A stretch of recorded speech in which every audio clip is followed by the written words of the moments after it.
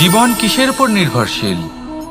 ধনের ওপর, বৈভবের ওপর, নিঃশ্বাসের ওপর? না, এই জীবন নির্ভরশীল বিশ্বাসের ওপর। বিশ্বাস নিজের ওপর, বিশ্বাস আমাদের আপনজনের ওপর। কিন্তু যখন এই বিশ্বাস ভেঙে যায় তখন মানুষের মনও ভেঙে যায়, আর তারপর সে অন্য কিছু করতেই পারে না। তখন কি করা যেতে পারে? 3টে কাজ আছে যা আপনি করতে পারেন। প্রথম, ভালোবাসা। যাকে আপনি ভালোবাসেন, যারা আপনাকে ভালোবাসে, ভুল যারই হোক না কেন, তার কাছে ক্ষমা চাইতে কখনোই সংকোচ বোধ করবেন না। দ্বিতীয় হলো বিশ্বাস। যারা আপনাকে ভালোবাসেন, আপনাকে বিশ্বাস করেন, তাদের বিশ্বাস কখনো ভাঙবেন না। তৃতীয় হলো আশা। যারা আপনাকে ভালোবাসেন, আপনাকে বিশ্বাস করেন, তাদের আশা আপনার সাথে জড়িত। তাদের থেকে কখনো কিচ্ছু লুকোবেন না। এই 3টে কাজ করুন আর এই জীবন সুপ্রসন্ন হয়ে বলবে, রাধা রাধা। মানুষ তার জীবনে শিক্ষা এবং প্রেম এই 2 লাভ করে তার মাতা, পিতা এবং গুরুর কাছ থেকে। কিন্তু মানুষ সবথেকে বেশি ভালোবাসে নিজের মাতাকে, কারণ মাতা খুব নির্মল চিত্তে ভালোবাসে, শান্ত মনে আমাদের অন্তরে শক্তির সঞ্চার করে থাকেন, আমাদের উৎসাহ দেন, বলশালী করে তোলেন।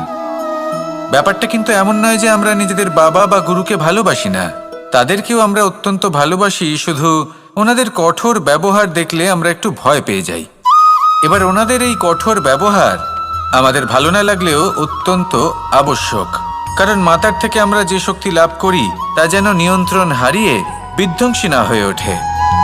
আমরা যেন কোনো কুপথে না চলে যাই, আমরা কখনো যেন দোষ না করে ফেলি। শুধু সেই জন্য পিতা এবং গুরু একটু কঠোর হয়ে ওঠেন, এবং ওনাদের এই কঠোর আচরণ ভবিষ্যতে গিয়ে আমরা অবশ্যই বুঝতে পারি। জীবনে কিছু বছর আমরা এগিয়ে যাই আর তারপর আমরা বুঝতে পারি যে বাবা এবং গুরু আমাদের যথেষ্ট ভালোবাসতেন, কিন্তু ওনাদের ভালোবাসার বহিঃপ্রকাশ আলাদা। প্রয়োজনীয় হলো এটা দেখার, এটা বোঝার যে শুরু থেকে আমাদের প্রতি ওনাদের আচরণ কেমন ছিল। ওনাদের কঠোর হওয়ার পেছনে ওনাদের ভালোবাসাটা বোঝার চেষ্টা করুন, ওনাদের চিন্তাটা বোঝার চেষ্টা করুন, ওনাদের পথপ্রদর্শনের আড়ালে আপনার ভবিষ্যতের জন্য যে পরিকল্পনা ওনারা করেছেন সেটা বোঝার চেষ্টা করুন। তখন আপনারা বুঝতে পারবেন ওনাদের ভালোবাসাকে। আপনার মনের মধ্যে আপনা থেকেই ওনাদের প্রতি সম্মান জেগে উঠবে। নিজের পিতা এবং নিজের গুরু এই দুজনের প্রতি কৃতজ্ঞতা প্রকাশ করুন আর আমার সাথে ভালোবেসে বলুন, রাধা রাধা। ভয়ের সাথে আমরা সবাই পরিচিত, কষ্টও আমরা সবাই পেয়েছি।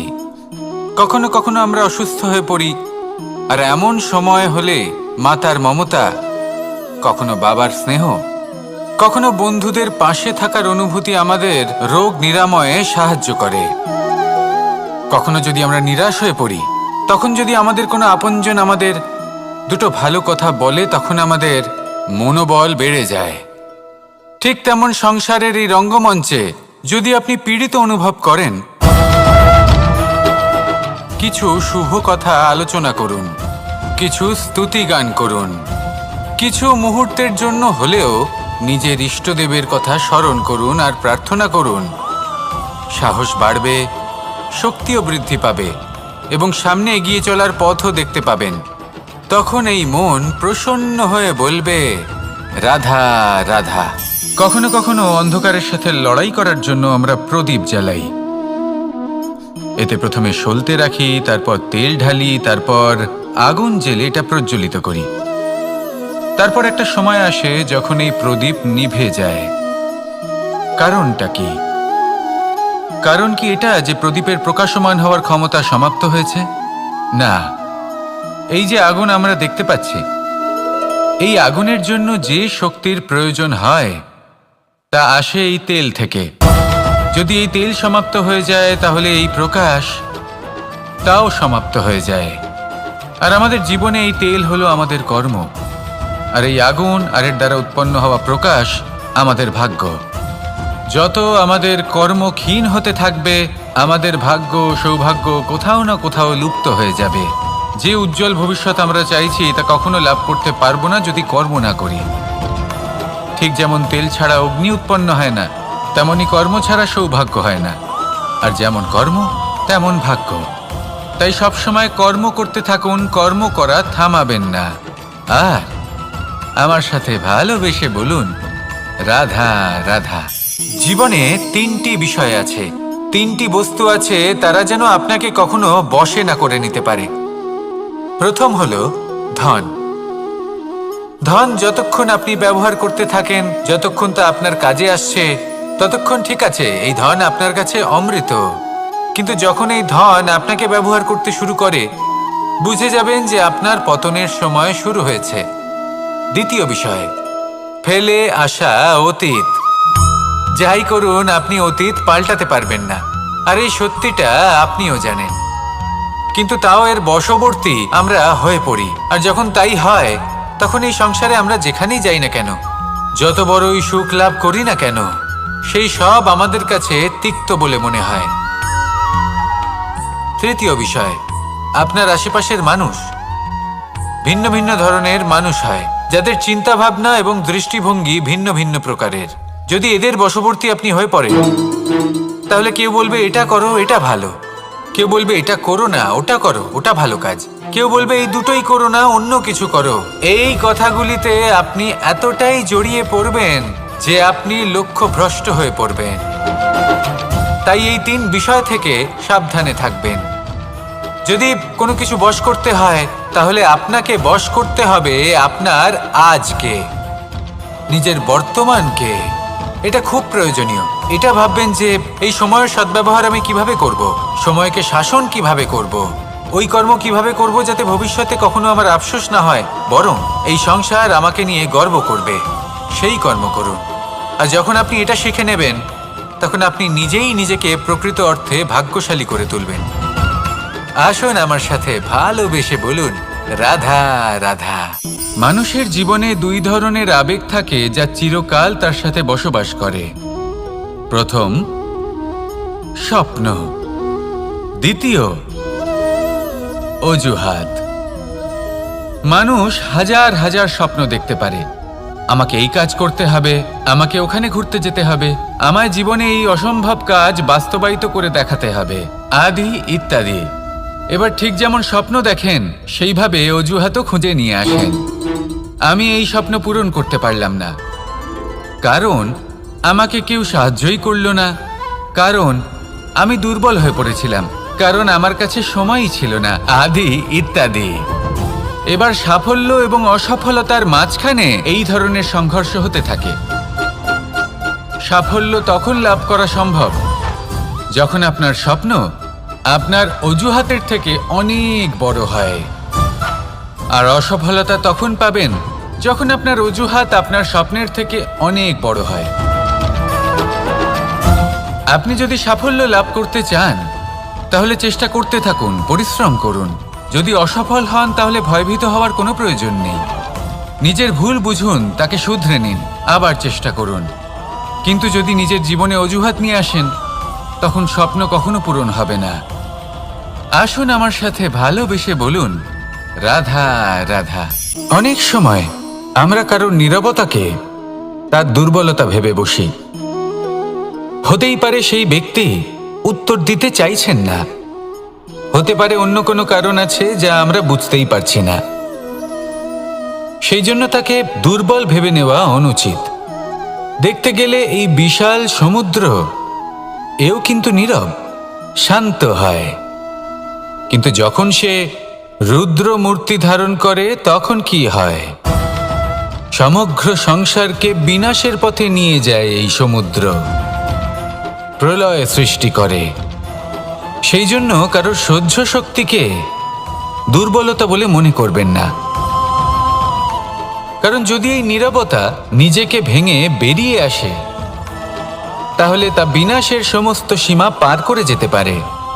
তাই এই নীরবতাকে সবসময় বুঝুন, সবসময় একে সম্মান করতে শিখুন, আর আমার সাথে ভালোবেসে বলুন, রাধা রাধা। কখনো কোনো চাতক পাখিকে দেখেছেন? কথায় আছে যে বছরে মাত্র একবার সে তার তৃষ্ণা মিটিয়ে থাকে, আর তাও আকাশে ভেসে থাকা মেঘের দ্বারা ঘটানো বৃষ্টির জলের ফোঁটা থেকে। আর কোথাও থেকে সে তার তৃষ্ণা পূরণ করে না। সারা বছর সে নিদারুণ গরম সহ্য করে, তীব্র শীতও সহ্য করে, শুধু এই আশা নিয়ে যে বছরে একবার অন্তত সেই মেঘের ঘন ঘটা হবে, বৃষ্টি হবে, আর সে তার তৃষ্ণা নিবারণ করবে। এটা আসলে কি? এটা আসলে বিশ্বাস। সেই বিশ্বাস যে বছরে একবার সেই মেঘ আসবে তৃষ্ণা নিবারণ করতে। যেমন দেখুন, একটা সূর্যমুখী ফুল সারা রাত অন্ধকারের সাথে যুদ্ধ করে, কারণ তার বিশ্বাস যে ভোরবেলায় সূর্য তাকে অবশ্যই দর্শন দেবেন। সেটাও বিশ্বাস ছিল যার উপর ভরসা করে মনু একটা নৌকা নিয়ে বেরিয়ে পড়েছিলেন এবং সমস্ত সৃষ্টিকে প্রলয়ের হাত থেকে বাঁচিয়েছিলেন।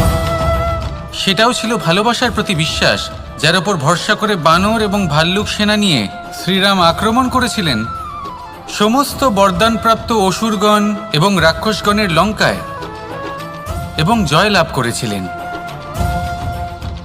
এই বিশ্বাসই হলো এই বিশ্বের আশা।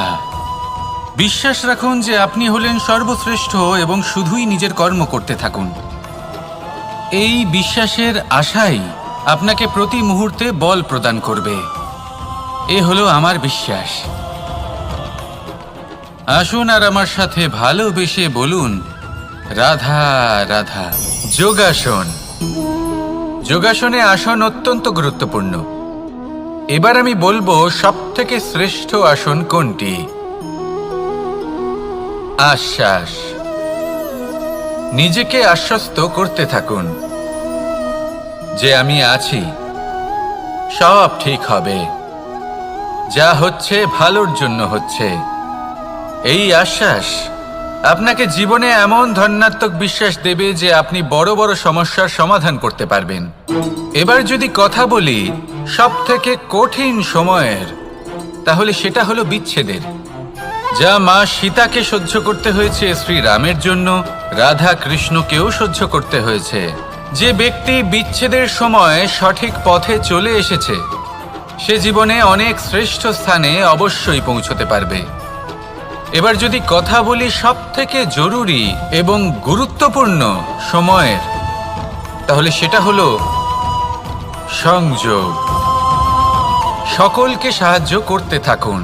আপনি অন্যদের সাহায্য করে তাদের যত আনন্দ দিতে পারবেন ততটাই আনন্দ আপনারও জীবনে অবশ্যই আসবে। আসুন আর আমার সাথে ভালোবেসে বলুন, রাধা রাধা। সংসারে সকলে উঁচুতে উঠতে চায়, কেউ নত হতে চায় না। সবাই এটা মনে করে যে নত হওয়ার অর্থ হলো তাদের আত্মসম্মান এবং অহংবোধের বিরুদ্ধাচরণ করা। তাদের মনে হয় যে যদি আমরা নত হই সংসার আমাদের দুর্বল মনে করবে, তাদের শৌর্য এবং তাদের ব্যক্তিত্বের অপমান হবে। কিন্তু এটা কি সত্যি? প্রত্যেকবার নত হওয়ার অর্থ কি সম্মানহানি হওয়া? কখনোই নয়। আপনি নিজের জীবনকেই দেখে নিন। আপনার কোনো অমূল্য জিনিস যদি নিচে পড়ে যায় তাহলে তাকে কিভাবে তোলেন? সেই বস্তুকে তোলার জন্য আপনাকে নত হতেই হবে। আপনি বড়দের আশীর্বাদ কিভাবে লাভ করেন? আপনি নত হয়ে তবেই তাদের আশীর্বাদ লাভ করতে পারেন, তাই না? ভেবে দেখুন, আপনি একটা পথে হাঁটছেন, আপনি দেখতে চাইছেন যে আপনি সঠিক পথে হাঁটছেন কিনা, পায়ের নিচে কাঁটা পড়ে আছে কিনা। কিভাবে দেখবেন? আপনাকে সেই মাথা নত করেই দেখতে হবে। এর অর্থ কি? অর্থ খুব সহজ। প্রত্যেকবার নত হওয়া অনুচিত নয়, সেটা কোনোভাবেই সম্মানহানি নয়। পরিস্থিতি অনুসারে এবং যেখানে প্রয়োজন আপনি নত হতে শিখে গেলে আপনি অনেক কিছুই লাভ করতে পারবেন। জ্ঞান, মান, গুণ, বিশ্বাস। সেই জন্য প্রয়োজন এবং পরিস্থিতি অনুসারে নত হতে শিখুন। এতে অনুচিত কিছুই নেই। আত্মসম্মান থাকা অত্যন্ত প্রয়োজনীয়, কিন্তু তা যেন কখনো অহংকারে পরিণত না হয়। এই বিষয়ে অবশ্যই নজর রাখবেন এবং আমার সাথে ভালোবেসে বলবেন, রাধা রাধা। আমাদের জীবনে অনেক ধরনের ব্যক্তি এসে থাকেন। কেউ কেউ আমাদের সাথে থেকে যান, কেউ আমাদের থেকে দূরে চলে যান। কেউ ভালো মানুষ হন, কেউ খারাপ মানুষ। কিন্তু আমরা সবসময় সেই সময়টাকে নিয়ে দুঃখ প্রকাশ করি যখন আমাদের জীবনে কোনো খারাপ ব্যক্তি প্রবেশ করেন। তারা আমাদের খারাপ অনুভূতি দেন, দুঃখ দেন, কষ্ট দেন। আমরা সবাই তাকে ভালো মন্দ কথা বলি। কিন্তু কেন? এমন বিভিন্ন ধরনের মানুষ, খারাপ মানুষ, ভালো মানুষ সবার জীবনেই আসেন এবং সকলকেই একটা অমূল্য শিক্ষা দান করে যান। এবার আপনি নিজেই ভেবে দেখুন, জীবনে যখন প্রথমবার আপনি আগুন স্পর্শ করেছিলেন তখন আপনি একটা শিক্ষা লাভ করেছিলেন যে আমাকে আগুনের থেকে একটু দূরে থাকতে হবে। তারপর আস্তে আস্তে আপনি শিখলেন যে কিভাবে এই আগুনকে নিয়ন্ত্রণে রাখতে হবে। তারপর আপনি শিখলেন যে কিভাবে নিজের জীবনে তাকে প্রয়োগ করতে হবে, তা সে অন্ধকারে প্রকাশ লাভ করার জন্য হোক বা খাবার বানানোর জন্য। সেইভাবেই কোনো খারাপ ব্যক্তি যখন আপনার জীবনে আসে কোনো শিক্ষা দিয়ে যান, তার প্রতি কৃতজ্ঞ থাকুন। তার বিষয় খারাপ ভাবার বা খারাপ অনুভূতি নিয়ে থাকার কোনো প্রয়োজন নেই। সেই শিক্ষা লাভ করুন, ইতিবাচক মনোভাব নিয়ে জীবনের সামনে এগোতে থাকুন। কেউ নেই যিনি আপনাকে বাধা দিতে পারেন। আসুন আমার সাথে ভালোবেসে বলুন, রাধা রাধা। অনেক সময় আমরা জীবনে অনেক মানুষকে এমন বলতে শুনে থাকি যে আমি অসফল হয়েছি কারণ আমার সময় ভালো যাচ্ছিল না। আমি এই জিনিসটা লাভ করতে চাইছিলাম কিন্তু করতে পারলাম না কারণ আমার সময়টা ভালো যাচ্ছিল না। আমি আমার জীবনে ওই মহান কাজটা করতে চাইছিলাম কিন্তু করতে পারলাম না। কেন? কারণ আমার সময়টা ভালো যাচ্ছিল না। কিন্তু যে মুহূর্তে ভালো সময় আমার জীবনে আসবে আমি সব কিছু প্রাপ্ত করব। এমন প্রায় প্রত্যেকেই বলেন। আসুন একটা কথা বোঝা যাক। একজন মালিকে দেখুন, সে প্রত্যেক দিন গাছের সেবা করে, তাকে জল দেয়, তার যত্ন আত্তি করে। কেন? প্রত্যেক দিন সেই গাছ ফল দেয় না। সঠিক সময় এলে তবেই সেই গাছ ফল দেয়, কিন্তু প্রত্যেক দিন মালি তার সেবা করে, তাকে যত্ন করে। শুধুমাত্র তখন করে না যখন সেই গাছ ফল দিতে সক্ষম। আর যদি মালি গাছের যত্ন প্রতিদিন না করে তাহলে হয়তো সেই গাছ ফল দিতেই পারবে না। এটাই হলো আমাদের জন্য একটা শিক্ষা। যখন সময় আমাদের জন্য অপেক্ষা করে না তখন আপনি সময়ের জন্য কেন অপেক্ষা করছেন? ভালো সময়ের জন্য অপেক্ষা করবেন না। ভালো এবং শুভ কর্ম দ্বারা ভালো সময়কে নিজের কাছে টেনে আনুন। নিরন্তর কর্ম করুন, পরিশ্রম করতে থাকুন। শুভ সময় আপনা থেকেই আপনার কাছে আসবে। আসুন আমার সাথে ভালোবেসে বলুন, রাধা রাধা। জীবনে এমন কিছু কাজ রয়েছে যা আমাদের কখনোই করা উচিত নয়, যেমন আশা করা। যদি আপনি আশা করেন আর আপনার আশা পূর্ণ না হয় আপনি খুবই কষ্ট পাবেন। এবার আপনি যদি প্রতীক্ষা করেন, করতেই থাকেন, আর সেই ব্যক্তি যদি না আসে তাহলেও খুব কষ্ট পাবেন। আর হলো তুলনা। আপনি যদি তুলনা করতে যান তাহলে এটাই ভাববেন যে হয় আমি বা অন্য কোনো ব্যক্তি, এই দুজনের মধ্যে কোনো এক ব্যক্তি নিকৃষ্ট। আর এই ভাবনাটাই হলো অনুচিত।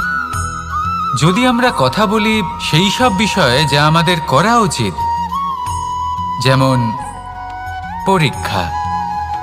এই পরীক্ষা সবসময় আমাদের আরো সফল করে তোলে, আরো শ্রেষ্ঠ করে তোলে, আরো উৎকৃষ্ট করে তোলে। আসন্ন মহাসংগ্রামের জন্য আমাদের প্রস্তুত করে তোলে এই পরীক্ষা। তাই এই পরীক্ষার থেকে কখনোই পালাবেন না, এর সম্মুখীন হন। আর হলো কর্ম। কর্ম করা কখনোই বন্ধ করবেন না। তুলনা করার বদলে কর্ম করুন, প্রতীক্ষা করার বদলে কর্ম করুন, আর আশা করার বদলে কর্মই করুন। জীবন সফল হয়ে যাবে। দেখুন, সবার শেষে সত্যি বলতে এই কর্ম আর এই পরীক্ষা, এই দুই আমাদের জীবনকে সুখী করে তুলতে পারে।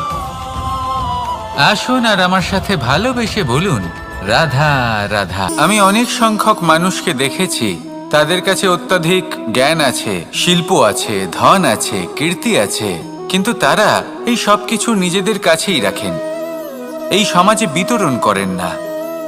কারণ হলো ভয়। ওনাদের মনে হয় যে যদি আমি এই সব কিছু সমাজে বিতরণ করি তাহলে সমাজ আমার শিল্প হোক, ধন হোক, জ্ঞান হোক, কীর্তি হোক, সবকিছু চুরি করে নিয়ে যাবে, আর তার বদলে আমি কিছুই পাবো না।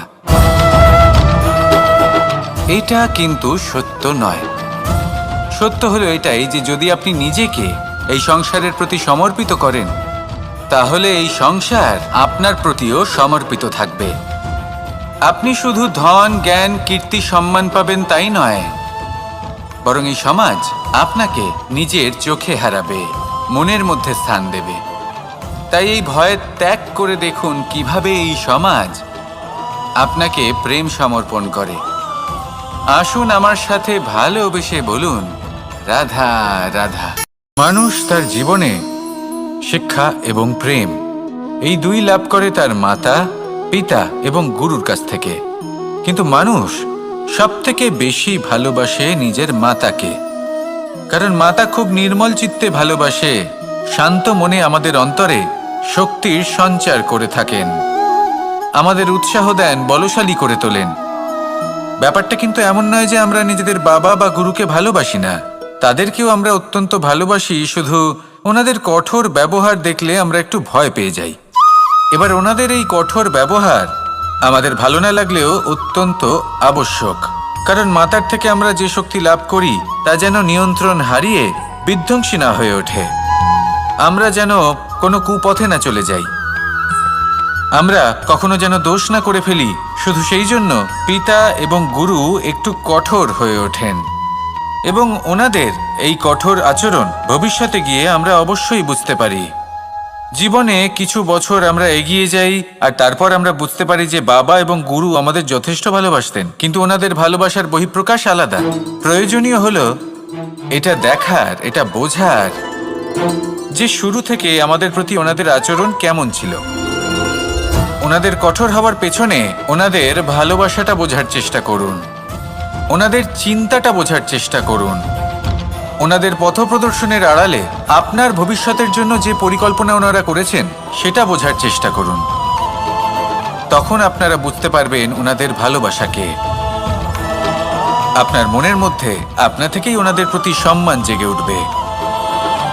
নিজের পিতা এবং নিজের গুরু এই দুজনের প্রতি কৃতজ্ঞতা প্রকাশ করুন আর আমার সাথে ভালোবেসে বলুন, রাধা রাধা। জীবন কিসের উপর নির্ভরশীল?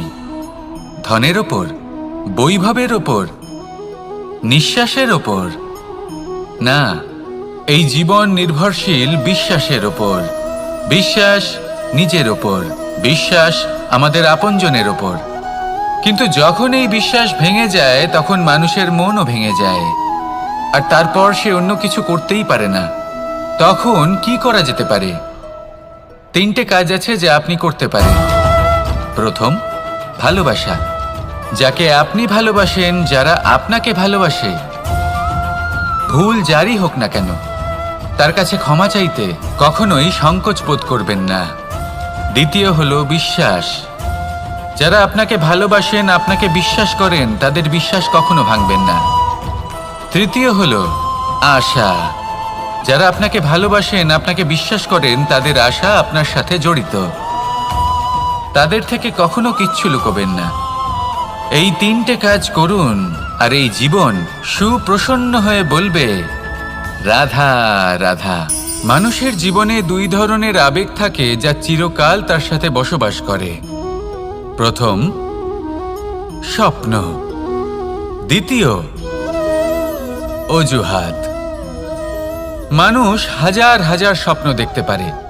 আমাকে এই কাজ করতে হবে, আমাকে ওখানে ঘুরতে যেতে হবে, আমায় জীবনে এই অসম্ভব কাজ বাস্তবায়িত করে দেখাতে হবে, আদি ইত্যাদি।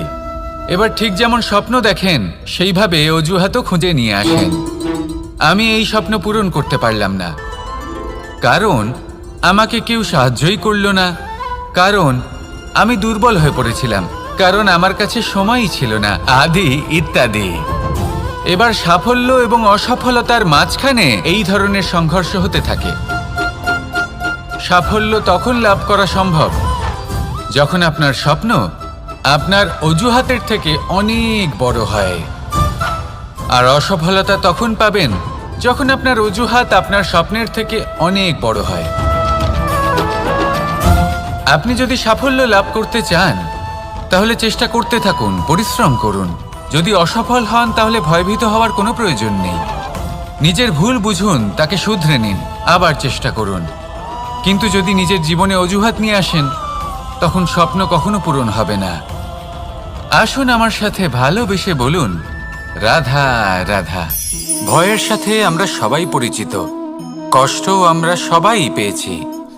কখনো কখনো আমরা অসুস্থ হয়ে পড়ি, আর এমন সময় হলে মাতার মমতা, কখনো বাবার স্নেহ, কখনো বন্ধুদের পাশে থাকার অনুভূতি আমাদের রোগ নিরাময়ে সাহায্য করে। কখনো যদি আমরা নিরাশ হয়ে পড়ি, তখন যদি আমাদের কোনো আপনজন আমাদের দুটো ভালো কথা বলে, তখন আমাদের মনোবল বেড়ে যায়। ঠিক তেমন সংসারের এই রঙ্গমঞ্চে যদি আপনি পীড়িত অনুভব করেন, কিছু শুভ কথা আলোচনা করুন, কিছু স্তুতি গান করুন, কিছু মুহূর্তের জন্য হলেও নিজের ইষ্টদেবের কথা স্মরণ করুন আর প্রার্থনা করুন। সাহস বাড়বে, শক্তিও বৃদ্ধি পাবে এবং সামনে এগিয়ে চলার পথও দেখতে পাবেন। তখন এই মন প্রসন্ন হয়ে বলবে, রাধা রাধা। কখনো কখনো অন্ধকারের সাথে লড়াই করার জন্য আমরা প্রদীপ জ্বালাই। এতে প্রথমে সলতে রাখি, তারপর তেল ঢালি, তারপর আগুন জ্বেলে এটা প্রজ্বলিত করি। তারপর একটা সময় আসে যখন এই প্রদীপ নিভে যায়। কারণটা কি? কারণ কি এটা যে প্রদীপের প্রকাশমান হওয়ার ক্ষমতা সমাপ্ত হয়েছে? না, এই যে আগুন আমরা দেখতে পাচ্ছি, এই আগুনের জন্য যে শক্তির প্রয়োজন হয় তা আসে এই তেল থেকে। যদি এই তেল সমাপ্ত হয়ে যায় তাহলে এই প্রকাশ তাও সমাপ্ত হয়ে যায়। আর আমাদের জীবনে এই তেল হলো আমাদের কর্ম, আর এই আগুন আর এর দ্বারা উৎপন্ন হওয়া প্রকাশ আমাদের ভাগ্য। যত আমাদের কর্ম ক্ষীণ হতে থাকবে, আমাদের ভাগ্য সৌভাগ্য কোথাও না কোথাও লুপ্ত হয়ে যাবে।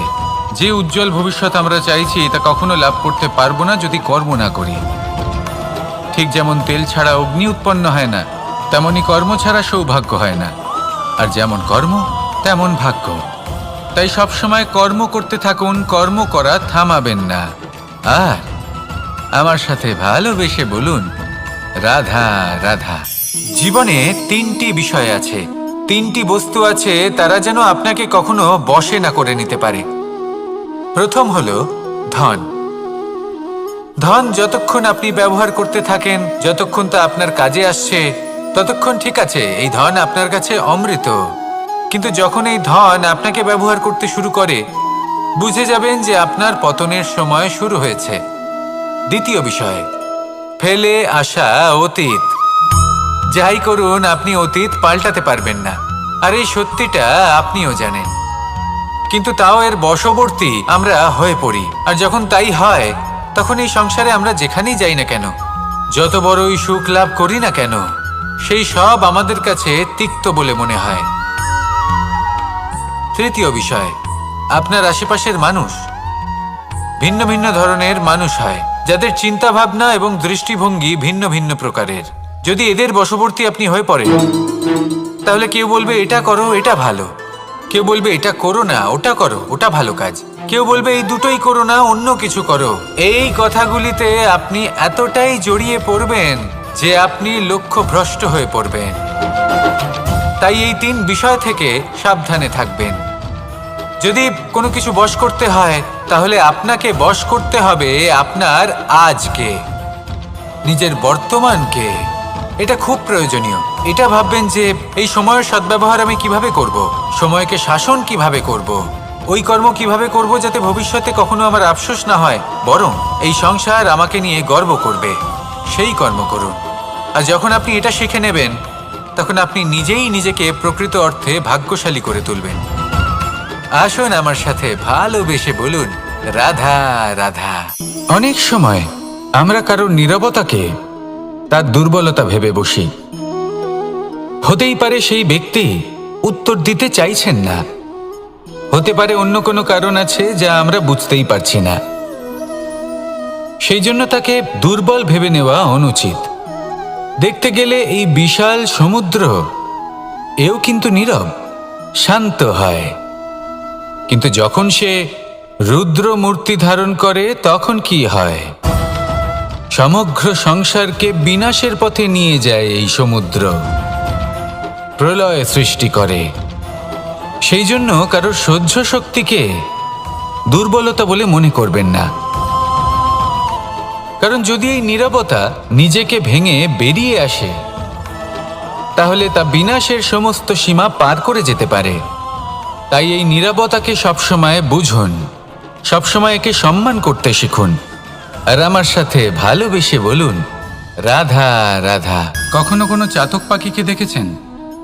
কথায় আছে যে বছরে মাত্র একবার সে তার তৃষ্ণা মিটিয়ে থাকে, আর তাও আকাশে ভেসে থাকা মেঘের দ্বারা ঘটানো বৃষ্টির জলের ফোঁটা থেকে। আর কোথাও থেকে সে তার তৃষ্ণা পূরণ করে না। সারা বছর সে নিদারুণ গরম সহ্য করে, তীব্র শীতও সহ্য করে, শুধু এই আশা নিয়ে যে বছরে একবার অন্তত সেই মেঘের ঘন ঘটা হবে, বৃষ্টি হবে, আর সে তার তৃষ্ণা নিবারণ করবে। এটা আসলে কি? এটা আসলে বিশ্বাস। সেই বিশ্বাস যে বছরে একবার সেই মেঘ আসবে তৃষ্ণা নিবারণ করতে।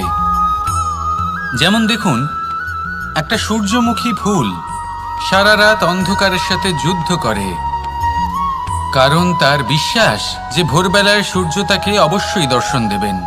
সেটাও বিশ্বাস ছিল যার উপর ভরসা করে মনু একটা নৌকা নিয়ে বেরিয়ে পড়েছিলেন এবং সমস্ত সৃষ্টিকে প্রলয়ের হাত থেকে বাঁচিয়েছিলেন। সেটাও ছিল ভালোবাসার প্রতি বিশ্বাস, যার উপর ভরসা করে বানর এবং ভাল্লুক সেনা নিয়ে শ্রীরাম আক্রমণ করেছিলেন সমস্ত বরদানপ্রাপ্ত অসুরগণ এবং রাক্ষসগণের লঙ্কায় এবং জয় লাভ করেছিলেন। এই বিশ্বাসই হলো এই বিশ্বের আশা। বিশ্বাস রাখুন যে আপনি হলেন সর্বশ্রেষ্ঠ এবং শুধুই নিজের কর্ম করতে থাকুন। এই বিশ্বাসের আশাই আপনাকে প্রতি মুহূর্তে বল প্রদান করবে। এ হলো আমার বিশ্বাস। আসুন আর আমার সাথে ভালোবেসে বলুন রাধা রাধা। যোগাসন। যোগাসনে আসন অত্যন্ত গুরুত্বপূর্ণ। এবার আমি বলবো সবথেকে শ্রেষ্ঠ আসন কোনটি। আশ্বাস। নিজেকে আশ্বস্ত করতে থাকুন যে আমি আছি, সব ঠিক হবে, যা হচ্ছে ভালোর জন্য হচ্ছে। এই আশ্বাস আপনাকে জীবনে এমন ধন্যাত্মক বিশ্বাস দেবে যে আপনি বড় বড় সমস্যার সমাধান করতে পারবেন। এবার যদি কথা বলি সবথেকে কঠিন সময়ের, তাহলে সেটা হলো বিচ্ছেদের। যা মা সীতাকে সহ্য করতে হয়েছে শ্রীরামের জন্য, রাধা কৃষ্ণকেও সহ্য করতে হয়েছে। যে ব্যক্তি বিচ্ছেদের সময় সঠিক পথে চলে এসেছে সে জীবনে অনেক শ্রেষ্ঠ স্থানে অবশ্যই পৌঁছতে পারবে। এবার যদি কথা বলি সবথেকে জরুরি এবং গুরুত্বপূর্ণ সময়ের, তাহলে সেটা হলো সংযোগ। সকলকে সাহায্য করতে থাকুন। আপনি অন্যদের সাহায্য করে তাদের যত আনন্দ দিতে পারবেন ততটাই আনন্দ আপনারও জীবনে অবশ্যই আসবে। আসুন আর আমার সাথে ভালোবেসে বলুন রাধা রাধা। সংসারে সকলে উঁচুতে উঠতে চায়, কেউ নত হতে চায় না।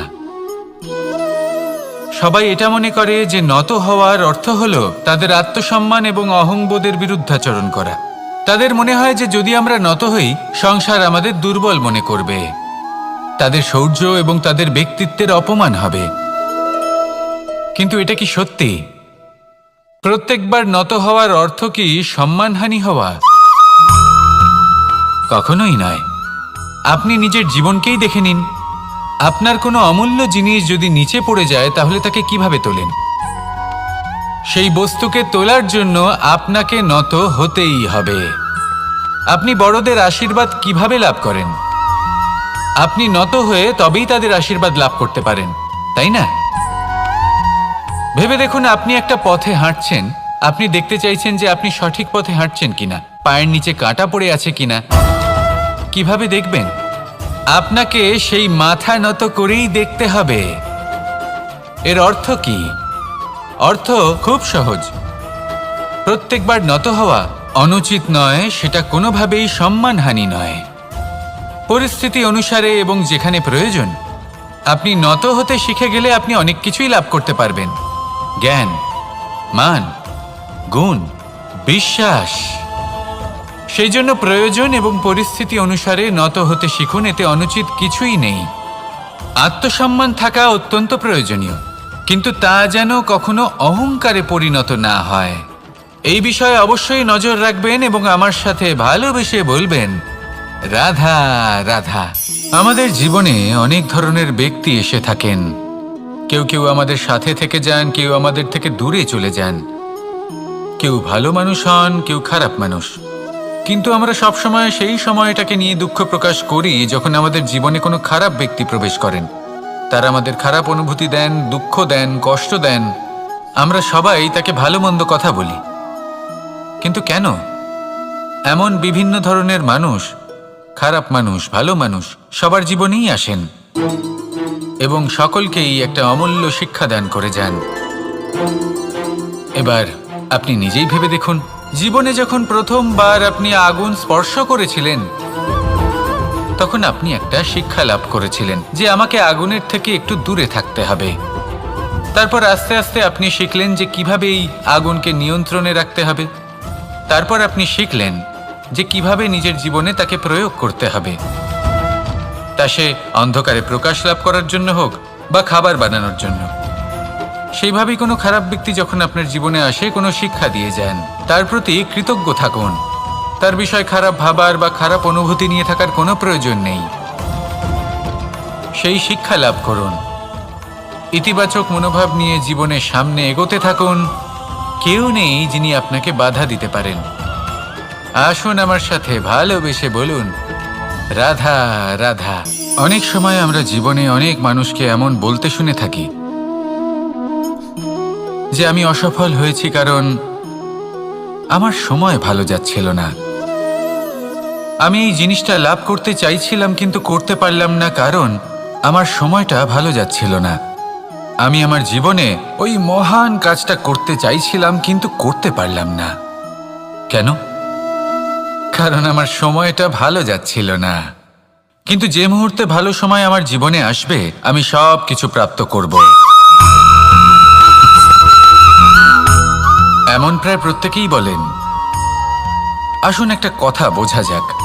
একজন মালিকে দেখুন, সে প্রত্যেক দিন গাছের সেবা করে, তাকে জল দেয়, তার যত্ন আত্তি করে। কেন? প্রত্যেক দিন সেই গাছ ফল দেয় না। সঠিক সময় এলে তবেই সেই গাছ ফল দেয়, কিন্তু প্রত্যেক দিন মালি তার সেবা করে, তাকে যত্ন করে। শুধুমাত্র তখন করে না যখন সেই গাছ ফল দিতে সক্ষম। আর যদি মালি গাছের যত্ন প্রতিদিন না করে তাহলে হয়তো সেই গাছ ফল দিতেই পারবে না। এটাই হলো আমাদের জন্য একটা শিক্ষা। যখন সময় আমাদের জন্য অপেক্ষা করে না তখন আপনি সময়ের জন্য কেন অপেক্ষা করছেন? ভালো সময়ের জন্য অপেক্ষা করবেন না। ভালো এবং শুভ কর্ম দ্বারা ভালো সময়কে নিজের কাছে টেনে আনুন। নিরন্তর কর্ম করুন, পরিশ্রম করতে থাকুন। শুভ সময় আপনা থেকেই আপনার কাছে আসবে। আসুন আমার সাথে ভালোবেসে বলুন, রাধা রাধা। জীবনে এমন কিছু কাজ রয়েছে যা আমাদের কখনোই করা উচিত নয়, যেমন আশা করা। যদি আপনি আশা করেন আর আপনার আশা পূর্ণ না হয় আপনি খুবই কষ্ট পাবেন। এবার আপনি যদি প্রতীক্ষা করেন, করতেই থাকেন, আর সেই ব্যক্তি যদি না আসে তাহলেও খুব কষ্ট পাবেন। আর হলো তুলনা। আপনি যদি তুলনা করতে যান তাহলে এটাই ভাববেন যে হয় আমি বা অন্য কোনো ব্যক্তি, এই দুজনের মধ্যে কোনো এক ব্যক্তি নিকৃষ্ট। আর এই ভাবনাটাই হলো অনুচিত। যদি আমরা কথা বলি সেই সব বিষয়ে যা আমাদের করা উচিত, যেমন পরীক্ষা।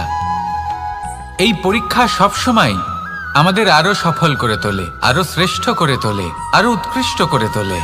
আসন্ন মহাসংগ্রামের জন্য আমাদের প্রস্তুত করে তোলে এই পরীক্ষা। তাই এই পরীক্ষার থেকে কখনোই পালাবেন না, এর সম্মুখীন হন। আর হলো কর্ম। কর্ম করা কখনোই বন্ধ করবেন না। তুলনা করার বদলে কর্ম করুন, প্রতীক্ষা করার বদলে কর্ম করুন। আর আশা করার বদলে কর্মই করুন। জীবন সফল হয়ে যাবে। দেখুন, সবার শেষে সত্যি বলতে এই কর্ম আর এই পরীক্ষা, এই দুই আমাদের জীবনকে সুখী করে তুলতে পারে। আসুন আর আমার সাথে ভালোবেসে বলুন,